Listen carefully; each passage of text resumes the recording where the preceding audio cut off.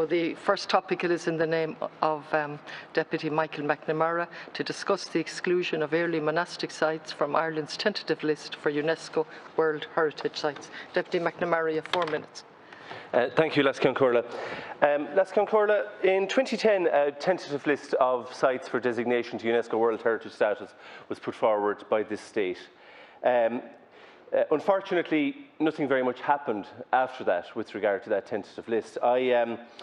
During my time as a TD in the Dáil before last, I took the opportunity to visit UNESCO and inquire what was happening with the list. And they were kind of surprised to hear from somebody from Ireland, such was the lack of communication from Ireland or lack of follow-up.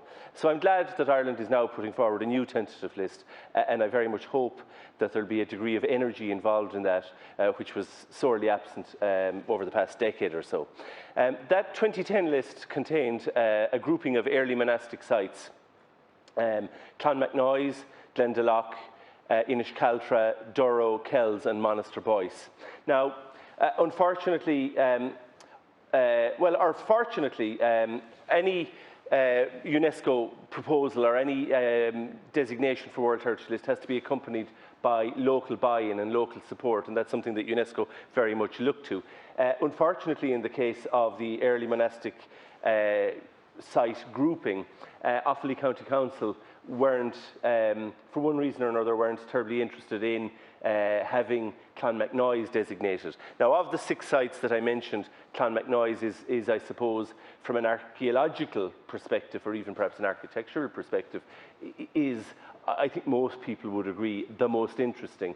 And because that wasn't progressing, and because there was a lack of appetite in Offaly to progress that, the entire group didn't progress. Similarly, there was a Western Stone Forts designation, and that included Doonengasa, which would be perhaps the best well-known of them, Carcamon in Kilnaboy in North Clare, and 2 other forts, and 2 in Kerry. And Kerry County Council, for one reason or another, weren't terribly interested in advancing their designation, so that grouping fell. There were other single designations like the Burren and George and Dublin. Now, I suppose it's hardly a surprise that George and Dublin didn't proceed, given Dublin City Council's propensity to destroy its Georgian culture at most available opportunities. And indeed, Senator Michael McDowell has recently commented on that. And while, you know, everybody likes to see contemporary architecture, you know, when there is existing architecture of world merit, it should be preserved. I'm not suggesting that you build a faux replica of it in any way. Once it's gone, it's gone. But there was, for a very long time, and even now perhaps, a lack of awareness on the part of Dublin City Council of the importance of preserving what was there. But to go back, a new list is being developed. Now, one of the criteria is to be directly or tangibly associated with events or living traditions, with ideas or beliefs, or with artistic and literary works of outstanding universal significance. And in that context, Kerry County Council are moving forward with the Valencia cable station as a proposal, because it was a tangible moment in time when global telecommunications was born. And I wish them luck with that. But what I wish to say is that there are sites in Clare, in particular in Cealtra, also in Cahill, which are linked with the birth or the nascence of a European civilization. That period in time, the early Middle Ages, the Carolingian court, when the idea of Europe was born, and obviously whether Europe has a Christian tradition or not was an issue of controversy when the Constitution for Europe was being framed. But whether you agree with that or whether you don't, it is indisputable that the idea of Europe was born in the early Middle Ages through the work of a network of monks. And they have their origins in monasteries, including in Cealtra and in Cahill. Thank you, Lascan Corla, and I'd like to thank Deputy McNamara for raising this very important matter. In keeping with UNESCO advice to review the tentative list every 10 years, my department launched a call for applications to Ireland's tentative list of World Heritage properties in January 2019. The closing date for receipt of applications is the 30th of June 2021. My department has invited all local authorities to submit applications to it with respect to properties of natural and/or cultural heritage within their area of responsibility, which may meet the requirements of inclusion on the tentative list within the department. My department's National Monuments Service has been liaising very closely with local authorities that have expressed an interest in having a property within their county boundaries included on the revised tentative list, providing advice and guidance on an ongoing basis. The department has also organised outreach events in conjunction with International Council on Monuments and Sites Ireland and has provided feedback on various projects to all the 31 local authorities. My department's policy for the application has been sponsored by relevant local authorities or other statutory bodies in order to ensure continuity throughout the process. Individuals or other organisations are encouraged to apply in collaboration with the local authority. The role of the local authority in the process is crucial in order to facilitate public consultation and wider stakeholder engagement, particularly in light of the requirement under the UNESCO operational guidelines for participatory planning and stakeholder consultation throughout the process. In order for a property to proceed to nomination for World Heritage status, it first must be placed on the tentative list for at least 1 year. Immediately after the June 2021 closing date, my department will conduct an initial screening of all applications received before transmitting them to an expert advisory group for independent assessment and accreditation. The expert advisory group will make recommendations to my department as to which properties should be included in the revised tentative list. As a focal point for Ireland, as a state party to the World Heritage Convention, my department will make a final decision in relation to the tentative list.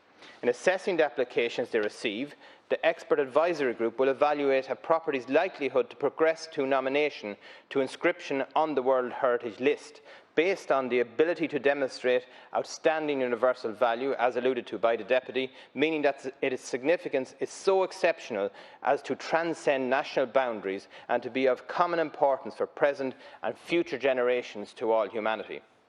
To demonstrate outstanding universal value, a property must meet at least one of the World Heritage criteria: the relevant conditions of integrity and/or authenticity, and there must be mechanisms in place to provide for its long-term protection and management.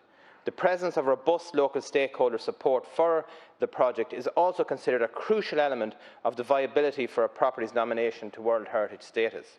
We anticipate receiving the following 5 applications: the Burren, Glendalough Monastic Site, the Passage Tomb Landscapes of Sligo, the Royal Sites, and Valencia Transatlantic Cable Station. My department does not anticipate receiving an application with respect to the early medieval monastic sites, which has been part of the previous tentative list, though, as stated, a standalone application for Glendalough Monastic Site is expected to be received. The expert advisory group will then provide guidance as to the feasibility of future World Heritage project in relation to any sites on the previous tentative list for which updated applications are not submitted under the current round. This would, of course, continue to be subject to the requirement of strong local stakeholder support for the projects in question. I look forward very much to receiving the application received on the tentative list over the months ahead. Deputy McNamara, 2 minutes. How many minutes, Les Concorda? Sorry? 2. 2, thank you very much.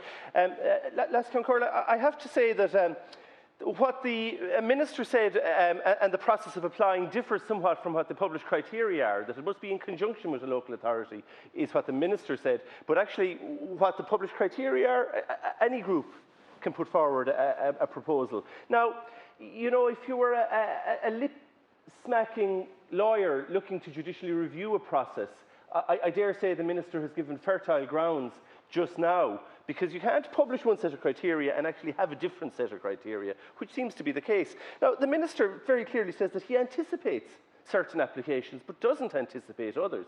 So is this a done deal? Because I said of the early monastic sites, I readily acknowledge Clonmacnoise would be universally accepted to be the most important. Now, Glendalough is a beautiful place, don't get me wrong, so is Holy Island. They're beautiful places. Neither of them are quite Clonmacnoise. But the big difference I say that they have is that Glendalough is situated in the constituency of 2 cabinet ministers, and Cealtra isn't situate in the constituency of a cabinet minister. Now, that, of course, should not be anywhere near the criteria. It should be based on universal criteria, and indeed universal values, because this is what this is about. It's about protecting sites of universal importance.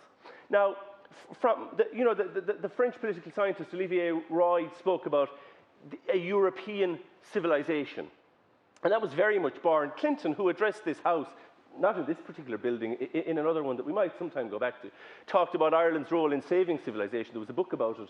Now, it may or may not be historically accurate, but it is generally accepted that Irish monks and the network of monasteries that came out of Ireland, O'Clery wrote about them in the 16th and 17th century, the idea of the 12 apostles of Ireland. Now, that again may not be historically accurate, but this idea of the re-evangelization of Europe from Ireland at the time of Charlemagne, thank you, Deputy. Is of universal significance. Thank there you, are monasteries, Deputy, including two in Clare, in Ishcock Minister and in to reply. Now, if in Cealtra, I just have one last point. Deputy, listen to me. I have to start the motion for the beef at 10 o'clock. Okay, there are three if other in topics. Cealtra was I'm really sorry. The Minister to reply. To be on the list before, it still is. And I look forward to an explanation. I'm going to have to reduce the time of other speakers now to get us at 10 o'clock. Minister to reply. Thank you. Thank you, Laska Hirlock. Thank you, Laska Hirlock. And in the first instance, I just want to reject the Deputy's connotation that essentially there's cabinet interference. There's absolutely no interference. This is a robust, independent process. And I did say in my speech, and was very clear, that other individuals or organisations are encouraged in collaboration with the local authority, because the local authority places structure on any process. They're the key focal point throughout the 31 regions in our state. And obviously, they are needed to give direction. So I would make no apologies whatsoever in relation to that. To summarise, my department is currently engaged in a review of a tentative list, as I stated earlier.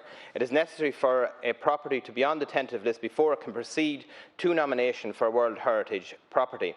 My department has been liaising closely with interested parties and has been providing advice and support to prepare their applications. An expert advisory group has been formed to assess each property's potential to demonstrate outstanding universal value and to determine if there is robust stakeholder support for the project. The expert advisory group will formalise its recommendations to me in the future and a composition of Ireland's tentative list. My department will also make final decisions in relation to inclusion on the tentative list and the suitability of a property to proceed to World Heritage property nomination, while the World Heritage Committee, on the advice of the advisory body, decides to inscript the World Heritage property on the list. And as you can see, that's an independent, robust process as outlined. At present, no final applications have been received. However, 5 applications are anticipated, as I already alluded to previously. The viability for future inclusion of the 7 properties on the 2010 tentative list, including the early monastic sites, will be reviewed by the expert advisory group. Thank you, Laska Corla.